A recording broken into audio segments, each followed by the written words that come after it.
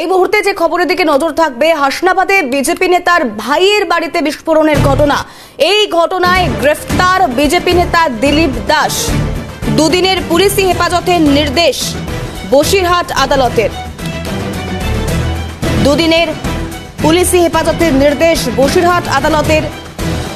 হাসনাবাদে বিস্ফোরণের ঘটনা, এই গোটা পরিস্থিতি নিয়ে এই মুহূর্তে ঠিক কি আপডেট, আরো বিস্তারিত জানবার চেষ্টা করব। সরাসরি পঙ্কজ আমাদের প্রতিনিধি এই মুহূর্তে আমাদের সঙ্গে রয়েছে। পঙ্কজ, এই মুহূর্তে ঠিক কি আপডেট রয়েছে?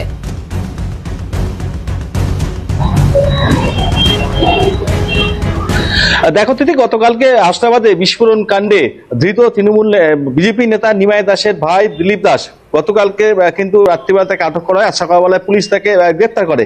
তাকে কিন্তু 7 দিনের পুলিশি হেফাজতের আবেদন জানিয়ে আজকে বসিরহাট আদালতে পেশ করা হয় এবং বসিরহাট আদালতের বিচারক আর কিছুক্ষণ আগে কিন্তু তাকে 2 দিনের পুলিশি হেফাজতের নির্দেশ দেন। দিলীপ দাসকে 2 দিনের পুলিশি হেফাজতের নির্দেশ দিয়েছে বসিরহাট আদালত।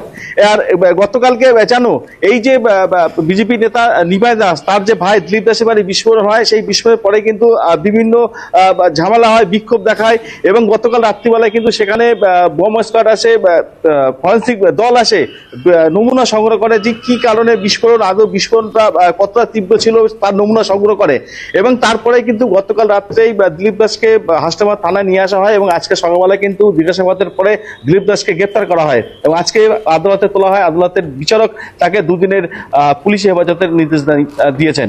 তিথি, বেশ, আপাতত ধন্যবাদ পঙ্কজ। বসিরহাট থেকে সরাসরি যে ছবি আমরা দেখাচ্ছিলাম, অর্থাৎ হাসনাবাদের বিভিন্ন সময়ের যে পরিস্থিতি, গতকালের পর থেকে উত্তপ্ত হয়ে ওঠার ঘটনা এবং ইতিমধ্যেই যাকে গ্রেফতার করা হয়েছে তার 2 দিনের পুলিশি হেফাজতের নির্দেশও বসিরহাট আদালতের। পঙ্কজ সরাসরি ছিলেন আমাদের সঙ্গে। আপাতত ধন্যবাদ পঙ্কজ।